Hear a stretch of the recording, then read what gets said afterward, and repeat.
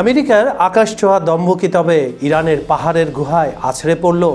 মাত্র 40 দিনের যুদ্ধে ওয়াশিংটন হারিয়েছে $8 বিলিয়ন যুদ্ধবিমান। কিন্তু এর চেয়েও বড় রহস্য লুকিয়ে আছে তাজিকিস্তান সীমান্তে ধাবমান হাজার হাজার ট্রাকের আড়ালে। ওগুলো কি ত্রাণ, নাকি ইসরায়েলকে ধ্বংস করার মরণাস্ত্র আনছে ইরান? এদিকে নরফক বন্দরে মার্কিন রণতলে আইজেনহাওয়ারের রহস্যময় আগুন আর জন কেরির সেই বিস্ফোরক স্বীকারোক্তি, সব মিলিয়ে পৃথিবীকে এক মহাপ্রলয়ের দিকে এগোচ্ছে।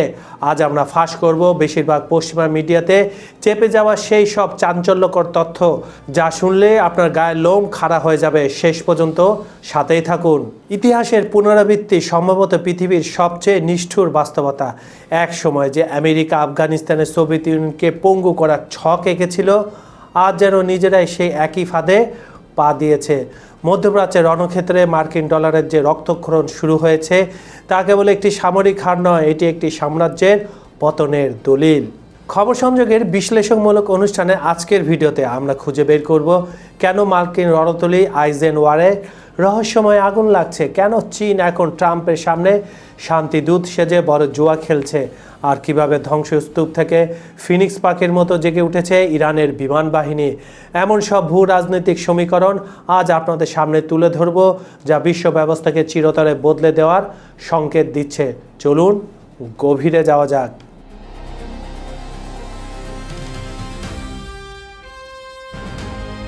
ইতিহাসের পুনরাবৃত্তি সম্ভবত সবচেয়ে নিষ্ঠুর হয়।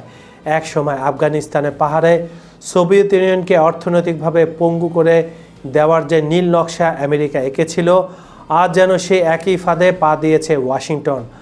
বর্তমান সংঘাতে 28শে ফেব্রুয়ারি থেকে যুদ্ধবিরতি পর্যন্ত মার্কিন সামরিক বাহিনী যা হারিয়েছে, তা কেবল সংখ্যা নয়, বরং একটি সাম্রাজ্যের ক্ষয়ে যাওয়ার জ্বলন্ত দলিল। হিসাব বলছে এই অল্প সময়ে আমেরিকা হারিয়েছে প্রায় 44টি উন্নত যুদ্ধবিমান ও ড্রোন, যার মধ্যে রয়েছে 4টি F-15E স্ট্রাইক ইগল, 2টি A-10 থান্ডারবোল্টস এবং আকাশপথের চোখ হিসাবে পরিচিত 2টি E-3 সেন্টরি অ্যাকোয়েস। এছাড়াও 2টি F-35 ও ধ্বংস হয়েছে। একটি পুরোপুরি ধ্বংস, আরেকটি খুঁড়িয়ে খুঁড়িয়ে কোনো মতে মধ্যপ্রাচ্যের কোনো একটি বেসে অবতরণ করেছে। এগুলোর ভিডিও ইরান বিভিন্ন সময় তাদের চ্যানেলে প্রকাশ করেছে, আমরাও সেটা যোগাযোগ মাধ্যমে আপনারাও দেখেছেন। যুদ্ধের রসদ ও সৈন্য বহনে নিয়োজিত 2টি C-130 এবং জ্বালানি সরবরাহের জন্য 8টি KC-135 স্ট্র্যাটো ট্যাঙ্কার হারিয়ে মার্কিন বিমান বাহিনী আজ দিশেহারা। স্পেশাল অপারেশনের মেরুদণ্ড হিসাবে পরিচিত 4টি MH-6 লিটল বার্ড, একটি চিনক এবং একটি ফ্যাবে হক হেলিকপ্টারও মাটির সাথে মিশেছে। এগুলো হয়েছে ওই যে তাদের একটা সৈন্য ও উদ্ধার করতে আসছিল, সৈন্য তো উদ্ধার করতে না, তারা পারমাণবিক যে রসদ ছিল সেটা চুরি করতে আসছিল। সেটার সময় যে ইরানের বাহিনীর সাথে যে সংঘর্ষটা হয়েছে, এই বিমানগুলো তখন আর হেলিকপ্টারগুলো তখন ধ্বংস হয়েছে। তবে সবচেয়ে বড় আঘাত এসেছে ড্রোন বহরে। 17টি MQ-9 র্যাপার ড্রোন ধ্বংস হয়েছে, যার এক একটি মূল্য প্রায় 32 থেকে 35 মিলিয়ন ডলার। আকাশপথের এই ক্ষতির আর্থিক মূল্য দাঁড়িয়েছে প্রায় $8 বিলিয়ন। এর সাথে 3টি ক্যারিয়ার স্ট্রাইক গ্রুপ ও মেরিনদের মোতায়েন খরচ যোগ করলে অঙ্কটা কয়েকশো বিলিয়ন ছাড়িয়ে যায়। মজার ব্যাপার হলো, সোভিয়েত পতনের কারিগর আমেরিকা আজ নিজেই চীন ও রাশিয়ার পাতা অর্থনৈতিক যুদ্ধের ফাঁদে একেবারে ব্র্যাকেটবন্দি। মার্কিন বুদ্ধিজীবীরা বুঝছেন যে ন্যাটোর ফাটল আর ডলারের এই রক্তক্ষরণ তাদের দেউলিয়া করে দিচ্ছে, কিন্তু ক্ষমতার কেন্দ্রে থাকা জায়নবাদী নিয়ন্ত্রকদের কাছে মার্কিন অর্থনীতি বা সাধারণ মানুষের চেয়ে তাদের নিজস্ব এজেন্ডা বাস্তবায়নই সবসময় বড় হয়ে এসেছে।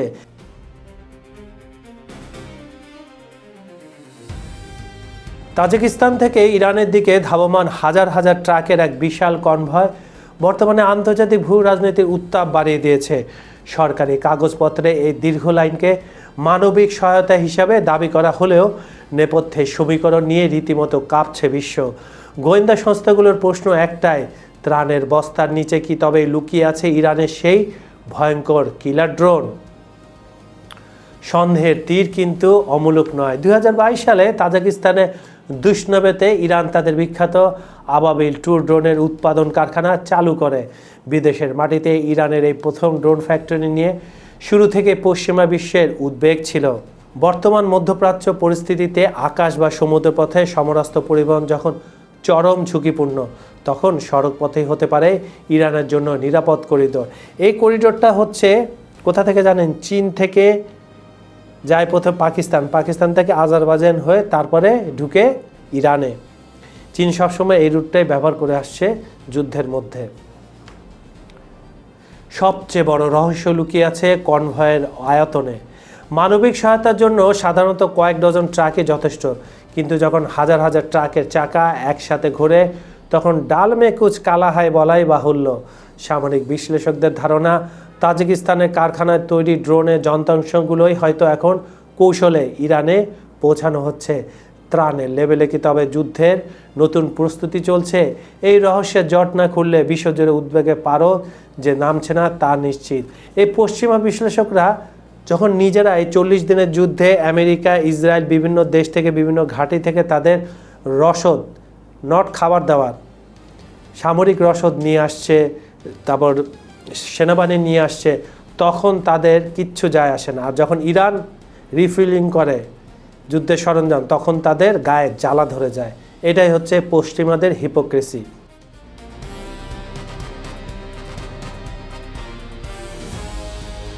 ইরান যুদ্ধ কোনো সাধারণ সীমান্ত সংঘাত বা সামরিক লড়াই নয়, এটি মূলত বর্তমান বিশ্ব ব্যবস্থার কফিনে শেষ পেরেক ঠুকে দেওয়ার এক মহাকাব্যিক রূপান্তর। যদি এই যুদ্ধ পূর্ণমাত্রায় শুরু হয়, তবে মার্কিন যুক্তরাষ্ট্র চাইলেই এখান থেকে হাত ধুয়ে বেরিয়ে যেতে পারবে না। ইতিহাস সাক্ষী দেয়, এই ধরনের সংঘাতের পর পৃথিবী আর আগের অবস্থানে ফিরে যায় না। ইরান যদি সমঝোতায় আসেও, তবে তারা ওয়াশিংটনের কাছে এমন চড়া মূল্য দাবি করবে যা পশ্চিমাদের দম্ভকে চূর্ণ বিচূর্ণ করে দেবে। এই যুদ্ধের গর্ভে জন্ম নিচ্ছে এক নতুন ভূ রাজনীতি। আনুষ্ঠানিক কোনো সামরিক জোটের চেয়েও বিপজ্জনক হয়ে উঠছে ইরান, চীন, রাশিয়া আর নর্থ কোরিয়ার মধ্যেকার স্বার্থের অভিন্ন মেরুকরণ। এক নতুন মেরুর উত্থান ঘটছে যেখানে পশ্চিমা আধিপত্যের কোনো স্থান নেই। এই সম্ভাব্য বিশ্ব ব্যবস্থার অর্থনৈতিক সমীকরণটি রীতিমতো পিলে চমকানো। ধরা যাক ইরানের নিয়ন্ত্রণে রয়েছে বিশ্বের 20% তেল এবং রাশিয়ার হাতে 11%। অন্যদিকে চীন সেই বিপুল জ্বালানি চুষে নেওয়ার এক দানবীয় সক্ষমতা রাখে, মানে ব্যবসা করে এই দুই দেশের কাছ থেকে তার চাহিদা মতো তেল নিচ্ছে। যদি এ চার শক্তি হাত মিলিয়ে পশ্চিমা বিশ্বের কাছে বিশেষ 30% তেলের সরবরাহ বন্ধ করে দেয়, তবে তার পরিণতি হবে কল্পনাতীত। কোনো সূক্ষ্ম বিশ্লেষণের প্রয়োজন নেই, তাসের ঘরের মতো ভেঙে পড়বে মার্কিন ও ইউরোপীয় অর্থনীতি। তেলের বাজারে হাহাকার আর মুদ্রাস্ফীতির আগুনে পুড়বে পশ্চিমা বিশ্ব। ক্ষমতার প্রভাবের কেন্দ্রবিন্দু আটলান্টিক থেকে সরে গিয়ে স্থায়ীভাবে থিতু হবে তেহরান, মস্কো আর বেইজিংয়ের ডেরায়, সঙ্গে পিয়ংইংয়ের। ইরান যুদ্ধ আসলে সেই অগ্নিগর্ভ সংকেত যা ঘোষণা করছে পশ্চিমের একচ্ছত্র আধিপত্যের দিন শেষ। এটি কেবল একটি যুদ্ধ নয়, বরং এক মহাপ্রলয় যা বিশ্ব ব্যবস্থাকে চিরতরে বদলে দেওয়ার ক্ষমতা রাখে। পৃথিবী কি প্রস্তুত এই নতুন এবং আরও ভয়াবহ বাস্তবতার মুখোমুখি হতে? সময় এবং স্বার্থের এই নতুন সমীকরণই এখন আগামীর ভবিষ্যৎ নির্ধারণ করছে।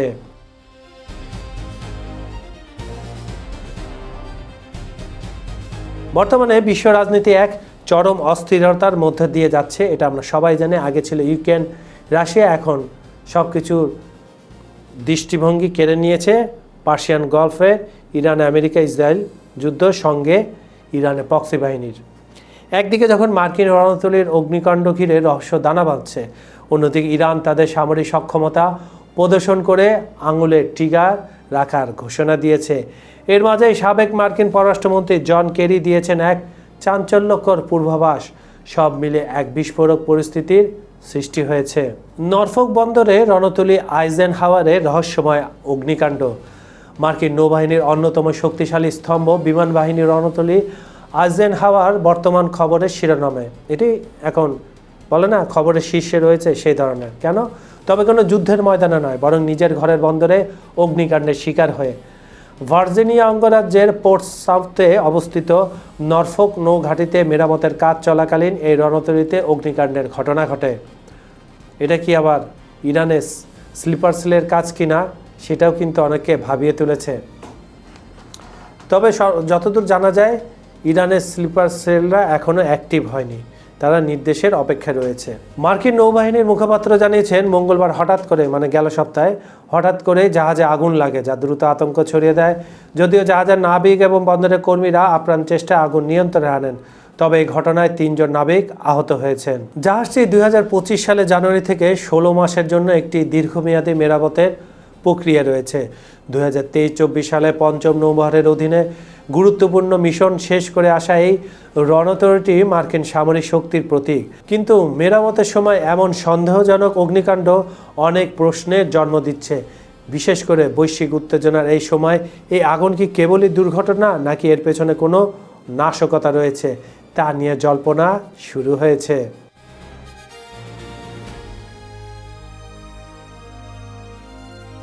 ইরানের সেনাবাহিনী দিবসকে সামনে রেখে দেশটির সেনাবাহিনীর শক্তিশালী ইউনিট এক হুঙ্কার ছেড়েছে। তারা পরিষ্কার ভাষায় জানিয়ে দিয়েছে যে কোনো ধরনের আগ্রাসন বা শত্রুর অপরাধমূলক কর্মকাণ্ডের জবাব দিতে তাদের আঙুল এখনও ট্রিগারে রয়েছে। এই বিবৃতিতে স্পষ্ট করা হয়েছে তারা কেবল রক্ষণাত্মক নয়, বরং যে কোনো আঘাতের পাল্টা আঘাত করতে সর্বোচ্চ প্রস্তুত। গত 47 বছরের নানা ষড়যন্ত্র ও পবিত্র প্রতিরক্ষা যুদ্ধের অভিজ্ঞতা ইরানকে একটি অটুট দুর্গে পরিণত করেছে। সেনাবাহিনী এবং শক্তিশালী ইউনিটের মধ্যকার এই নজিরবিহীন সমন্বয় ইরানকে মধ্যপ্রাচ্যের এক অপরাজেয় শক্তিতে রূপ দিয়েছে। আধুনিক প্রতিরক্ষা কাঠামো এবং দেশীয় প্রযুক্তির সংমিশ্রণে তৈরি তাদের এই সামরিক শক্তি এখন যে কোনো বিদেশি শক্তির জন্য দুঃস্বপ্ন হয়ে দাঁড়িয়েছে। তেহরানের এই অনমনীয় অবস্থান ওয়াশিংটনের জন্য একটি বড় চ্যালেঞ্জ হয়ে দাঁড়িয়েছে। নরফোক বন্দরে রণতরীর আগুন এবং পারস্য উপসাগরে ইরানের শক্ত অবস্থান, এই দুয়ের মাঝে দাঁড়িয়ে আছে বিশ্ব শান্তি। ইরান তার ভৌগোলিক অখণ্ডতা রক্ষায় বদ্ধপরিকর, আর মার্কিন যুক্তরাষ্ট্র তার হারানো আধিপত্য পুনরুদ্ধারে মরিয়া। বিশ্ব যখন যুদ্ধের আশঙ্কায় কাঁপছে, তখন অভিজ্ঞ মার্কিন রাজনীতিক ও সাবেক পররাষ্ট্রমন্ত্রী জন কেরি ট্রাম্প প্রশাসনের উদ্দেশ্যে এক তিক্ত সত্য তুলে ধরেছেন। ওয়াশিংটনে একটি অর্থনৈতিক সম্মেলনে তিনি স্পষ্টভাবে বলেন, ইরান এমন এক দেশ যারা কখনোই আত্মসমর্পণ করবে না। বর্তমান ইরানি নেতৃত্বকে তাদের পূর্বসূরিদের চেয়েও বেশি প্রতিরোধকামী এবং দৃঢ়প্রতিজ্ঞ হিসেবে বর্ণনা করেছেন তিনি। কেরি স্বীকার করেছেন 2015 সালে পরমাণু সমঝোতা থেকে ট্রাম্প প্রশাসনের একতরফায় বেড়ে যাওয়া ছিল একটি বিপর্যয়কর রাজনৈতিক সিদ্ধান্ত। তার মতে ইরানকে চাপের মুখে নতজানু করা অসম্ভব। কেরি পূর্বাভাস দিয়েছেন হয়তো শেষ পর্যন্ত একটি সমঝোতায় পৌঁছাতে হবে, তবে তার পথ হবে অত্যন্ত কষ্টদায়ক। তিনি মনে করেন একমাত্র অর্থবহ আলোচনার মাধ্যমে এই সংকটের সমাধান সম্ভব। সামরিক শক্তি প্রদর্শন বা নিষেধাজ্ঞা দিয়ে ইরানকে থামানো যাবে না।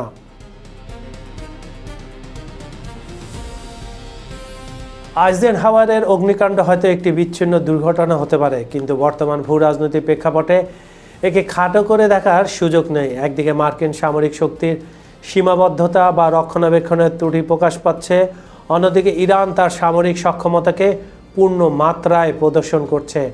জন কেরি পরামর্শ যদি হোয়াইট হাউস কানে না তোলে, তবে ট্রিগারে রাখা ইরানের আঙুল যে কোনো সময় এক ভয়াবহ যুদ্ধের সূচনা করতে পারে।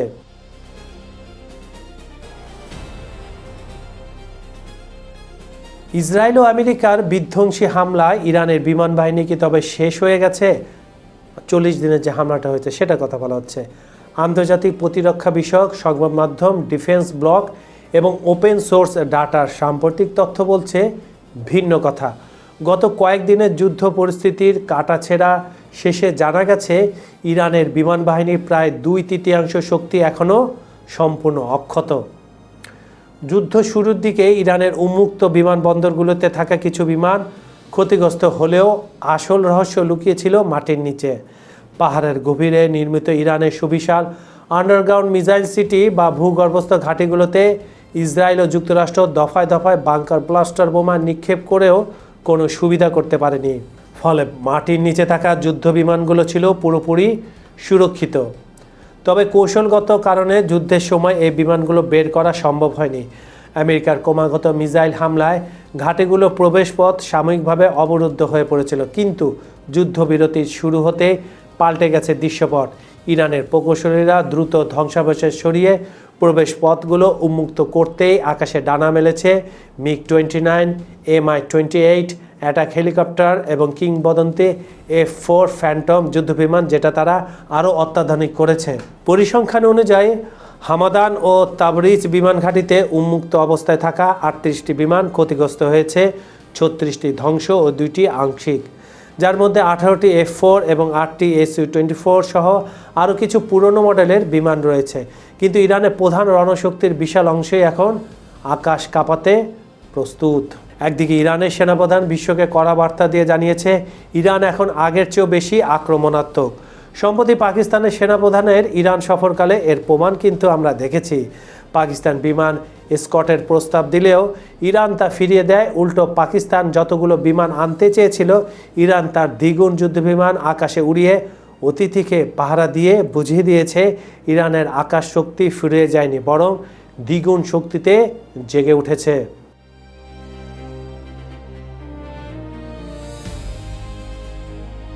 মধ্যপ্রাচ্যের বারুদ ঠাসা পরিস্থিতিতে কোনো ধরনের সাময়িক সমঝোতা বা তালিমারা যুদ্ধবিরতিতে বিশ্বাস নয় ইরান, মানে জোড়া তালিমারা।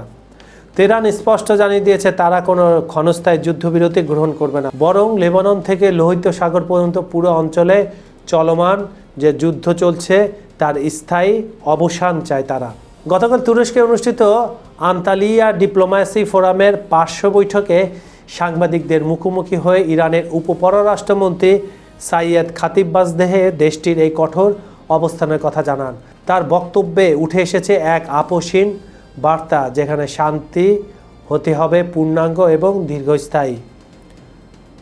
খাতিবজাদে অত্যন্ত কড়া ভাষায় বলেন, যে কোনো যুদ্ধবিরতি বা শান্তি প্রস্তাবকে অবশ্যই পুরো অঞ্চলের সংঘাতপূর্ণ এলাকাগুলোকে অন্তর্ভুক্ত করতে হবে, বিশেষ করে লেবানন থেকে শুরু করে লোহিত সাগর পর্যন্ত বিস্তৃত ভূখণ্ডে শান্তির নিশ্চয়তা না থাকলে ইরান তাতে সায় দেবে না। এই বিষয়টিকে তিনি ইরানের জন্য একটি রেড লাইন বা অলঙ্ঘনীয় সীমা হিসাবে চিহ্নিত করেছেন। তার মতে স্থায়ী সমাধান হচ্ছে ইরান সংঘাতের বর্তমান চক্রটিকে একেবারে এবং চিরতরে শেষ করতে চায়। আর হুমকি থাকছে অস্থিতিশীলতার জন্য সরাসরি যুক্তরাষ্ট্র ও ইসরায়েলকে দায়ী করে তিনি বলেন, তাদের কর্মকাণ্ড বৈশ্বিক বাণিজ্য ও অর্থনীতিকে ধ্বংসের মুখে ঠেলে দিচ্ছে। এই যে মধ্যপ্রাচ্যের যে সংঘাত, সবসময় দেখবেন ইসরায়েল সবসময় বিভিন্ন দেশে হামলা করে। ইরান আজ পর্যন্ত তাদের ইতিহাসে প্রথম হামলা করেনি। তাদের উপরে হামলা আসার পর তারপরে তারা ভয়াবহভাবে প্রতি হামলা করেছে, তাতে শত্রুর কোমর একেবারে ভেঙে গেছে। এভাবে ইরান অ্যাটাক করে। বিশ্বের অন্যতম গুরুত্বপূর্ণ নৌপথ হরমুজ প্রণালী নিয়ে খতিবাজদের ইরানের সার্বভৌমত্বের কথা স্মরণ করে দেন। তিনি জানান, ঐতিহাসিকভাবে এই জলপথ আন্তর্জাতিক চলাচলের জন্য উন্মুক্ত ছিল এবং ইরান এখনও সেই ধারা বজায় রেখেছে। তবে তিনি স্পষ্ট করেন, এই পথটি সম্পূর্ণভাবে ইরানের আঞ্চলিক জলসীমার অন্তর্ভুক্ত। ইরানের এই অবস্থান থেকে এটি স্পষ্ট, তারা কেবল নিজেদের সীমানা নয়, বরং পুরো অঞ্চলের ভূ রাজনৈতিক সমীকরণে চালকের আসনে থাকতে চায়। পশ্চিমা বিশ্বের চাপ বা অস্থায়ী কোনো প্রলোভনে যে তেহরান মাথা নোয়াবে না, উপপররাষ্ট্রমন্ত্রীর এই হুঁশিয়ারি তারই প্রমাণ।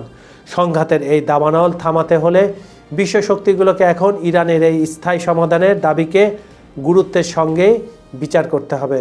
আগামী মে মাসে বেইজিংয়ে অনুষ্ঠিত হতে যাচ্ছে এক ঐতিহাসিক শীর্ষ সম্মেলন। দীর্ঘ 8 বছর পর কোনো মার্কিন প্রেসিডেন্ট হিসেবে ডোনাল্ড ট্রাম্প চীন সফরে যাচ্ছেন, এখনও পর্যন্ত যাওয়ার কথা রয়েছে। কিন্তু এই মহেন্দ্রক্ষণের ঠিক আগে মধ্যপ্রাচ্যের বারুদ ঠাসা পরিস্থিতি বেইজিংয়ের জন্য হয়ে দাঁড়িয়েছে এক চরম অগ্নিপরীক্ষা। একদিকে ইরানের সঙ্গে দীর্ঘদিনের বন্ধুত্ব রক্ষা, অন্যদিকে ট্রাম্পের রোষানল থেকে বাঁচতে ইরান যুদ্ধবন্ধে এখন জান প্রাণ দিয়ে লড়ছে শি জিনপিং প্রশাসন। মূলত ট্রাম্পকে তুষ্ট রেখে বাণিজ্য ও তাইওয়ান ইস্যুতে নিজেদের আখের গুছিয়ে নিতে চীন এখন মধ্যপ্রাচ্যের শান্তিদূত সেজেছে। তবে গত 2 দিন আগে বন্ধুরা, আপনাদের মনে আছে, চীন কিন্তু কড়া ভাষায় একটা হুঁশিয়ারি দিয়েছে যুক্তরাষ্ট্রকে। ট্রাম্পকে বলেছে, আপনি আমার দেশে আসার আগে কিন্তু যুদ্ধটা বন্ধ করে আসবেন, সুন্দর একটা চুক্তি করে আসবেন। একদিকে চাপ, একদিকে নমনীয়, এটাই হচ্ছে চীনের খেলা। বিশ্লেষকদের মতে চীন এখন এক ভয়ঙ্কর ভারসাম্য রক্ষার খেলায় নেমেছে। বেইজিং খুব ভালো করেই জানে ট্রাম্প লেনদেন এবং স্তুতি পছন্দ করে, তাই মার্কিন প্রেসিডেন্টকে লাল গালিচা সংবোধনা দিয়ে শান্ত রাখার পাশাপাশি তারা চাইছে ইরানের উপর মার্কিন নৌ অবরোধের খড়গ সরাতে। ঠিক যেন ভ্লাদিমির পুতিন যে চালটা ট্রাম্পের সাথে চেলেছেন সেটাই শি জিনপিং চালছেন। কারণ চীনের মোট জ্বালানির চাহিদার অর্থ এগিয়ে আসে মধ্যপ্রাচ্য থেকে।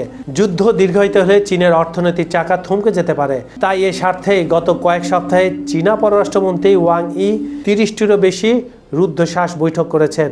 আর বিশেষ দূত ঝাং জুন বিমান হামলার সাইরেন উপেক্ষা করে চষে বেড়াচ্ছেন আরব দেশগুলোর রাজধানী। তার মানে তারা কিন্তু কর্মকাণ্ড যুদ্ধের মধ্যেও চালিয়েছে, এখনও চালছে। তবে কূটনীতির পেছনে রয়েছে সূক্ষ্ম চাল। ট্রাম্প যখন ইরানকে এক রাতে নিশ্চিহ্ন করে দেওয়ার হুমকি দিচ্ছেন, বেইজিং তখন অদ্ভুত নীরবতা পালন করলেও ভেতরে ভেতরে তাকে সাহায্য করছে।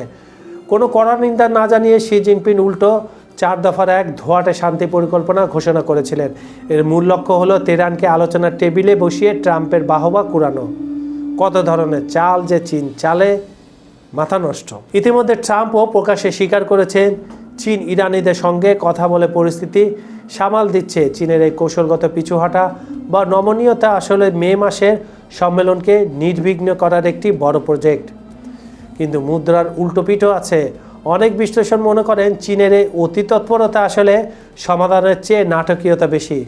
বেইজিং মুখে শান্তির কথা বললেও যুদ্ধের কোনো দায়ভার বা সামরিক ঝুঁকি নিতে নারাজ। তারা চায় যুক্তরাষ্ট্র সব চাপ সহ্য করুক আর তারা এক পাশে দাঁড়িয়ে ফায়দা লুটুক। সম্মেলন সফল করতে চীন হয়তো ট্রাম্পের কাছ থেকে বোয়িং বিমানের বিশাল অর্ডার বা কৃষিপণ্য ক্রয়ের বড় কোনো প্রতিশ্রুতি দেবে। তবে তাইওয়ান বা বাজার সুবিধার মতো বড় ইস্যুতে ট্রাম্প কোনো ছাড় দেবেন কি না তা নিয়ে এখনও ঘোর সংশয় রয়েছে। চীনের এই ইরান কার্ড ট্রাম্পের মন গলাতে পারে কি না সেটাই এখন দেখার বিষয়। আপনার কি মনে হয় তাজিকিস্তানের ওই হাজার হাজার ট্রাকে কি সত্যি মানবিক ত্রাণ আছে, নাকি ওগুলো ইসরায়েল ধ্বংসের নীল নকশা? হতেও পারে। আর জন ক্যারির এই বিস্ফোরক সত্য কি হোয়াইট হাউস মেনে নেবে? আপনার মূল্যবান মতামত আমাদের কমেন্ট বক্সে জানান। আপনাদের প্রতিটি মন্তব্য আমাদের পরবর্তী বিশ্লেষণের শক্তি। আমাদের এই ভিডিওগুলো আপনারা কোথা থেকে উপভোগ করেন, নাম ঠিকানা সহ কমেন্টে পাঠিয়ে দিন। ভিডিওটি ভালো লাগলে শেয়ার করে বিশ্ববাসীকে জানিয়ে দিন পর্দার আড়ালের এই সত্য। আজ এই পর্যন্তই। দেখা হচ্ছে বিশ্ব রাজনীতির পরবর্তী কোনো রোমহর্ষক অধ্যায় নিয়ে। ততক্ষণ পর্যন্ত চোখ রাখুন খবর সংযোগের পর্দায়। আমি কাজল হায়দার বিদায় নিচ্ছি। ভালো থাকুন, নিরাপদে থাকুন। আল্লাহ হাফেজ।